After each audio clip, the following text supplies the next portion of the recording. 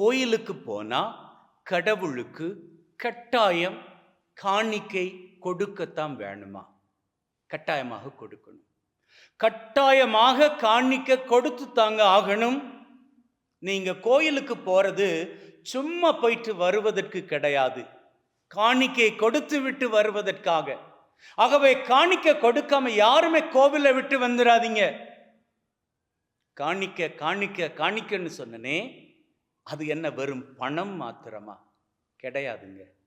இன்னைக்கு காணிக்கை அப்படின்னு சொன்னதுமே நம்ம மனசுல படுறது என்ன தெரியுமா? பணம். கோவிலுக்கு போற நாம காணிக்கை போடணும் அப்படின்னு சொன்னா அது பணத்தை தான் போடணும் அப்படி என்பது கிடையாதுங்க. நம்ம உள்ளத்தை போடணும். இன்னைக்கு வாசகம் சொல்லுது, ஆண்டவருக்கு பலிய போடணும். புகழ்ச்சி என்கின்ற பலிய அவருடைய நாமத்திற்கு கொடுக்கணும், நாமத்தின் மீது போடணும். அதாங்க ஆண்டவர் விரும்புகின்ற காணிக்கை. உங்க வாழ்க்கையில நீங்க எப்பொழுதும் மறந்துவிடக் கூடாத ஒரு காரியம் என்ன அப்படின்னு சொன்னா, நாம கோவிலுக்கு போனாலும் சரி, கோவிலை விட்டு வெளியில வந்தாலும் சரி, காணிக்கை கொடுப்பதை நிறுத்தவே கூடாது. ஏன்னா இப்போ நீங்க திருப்பலி முடிந்ததும் உங்களுக்கு தரப்படக்கூடிய அந்த ஆசீர் என்ன தெரியுமா? சென்று வாழுங்கள், திருப்பலி நிறைவேறிற்று. சில சமயங்கள்ல நாங்க சென்று வாருங்கள், திருப்பலி நிறைவேறிற்று என்று சொல்லுவதுண்டு. சில சமயங்கள்ல சென்று வாழுங்கள், திருப்பலி நிறைவேறிற்று அப்படின்னு சொல்லுவதும் உண்டு.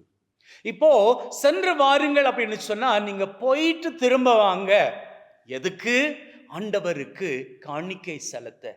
என்னந்த காணிக்கை? ஆண்டவரை புகழ்வதுதான் அந்த காணிக்கை. அதே தருணத்துல சென்று வாழுங்கள், திருப்பலி நிறைவேறிற்று அல்லது திருப்பலி முடிந்தது அப்படின்னு சொல்லுகின்ற பொழுது அங்கே இங்க நீங்க சர்ச்சில் மாத்திரம் இல்லைங்க, நீங்க வெளியில போயும் ஒவ்வொரு நிகழ்வுகளிலும் ஆண்டவருக்கு நன்றி செலுத்துங்கள், அவரது பெயரை புகழுங்கள்.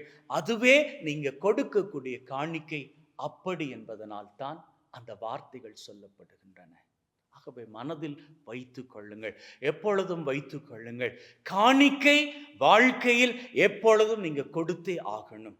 தூங்குற நேரம் தாண்டி நீங்க விழித்திருக்கின்ற பொழுதுகள் அத்தனையும் ஆண்டவருக்கு நீங்க காணிக்கை கொடுக்கணும். பணம் மாத்திரம் கிடையாது.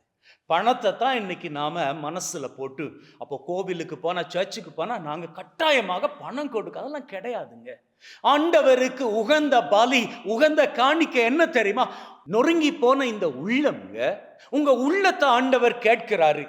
உங்க உள்ளத்தால ஆண்டவருக்கு புகழ்ச்சி பலி கொடுப்பது, உள்ளத்தால ஆண்டவரை நினைச்சு, ஆண்டவரே என் குடும்பத்துல நீங்க செய்திருக்கக்கூடிய இந்த நன்மையின் காரியத்திற்கு நன்றி அப்படின்னு சொல்லிக்கிறது. நீங்க வீதியில போற வேளையில திடீர்னு பார்த்தா அங்க ஒருத்தர் கிராஸ் பண்ணிட்டான், நீங்க பயணிக்கிறீங்க, உங்களை இன்னொருத்தன் கிராஸ் பண்ணிட்டான், முன்னாடி கிராஸ் பண்ணிட்டான், ஆண்டவரே உமக்கு நன்றி.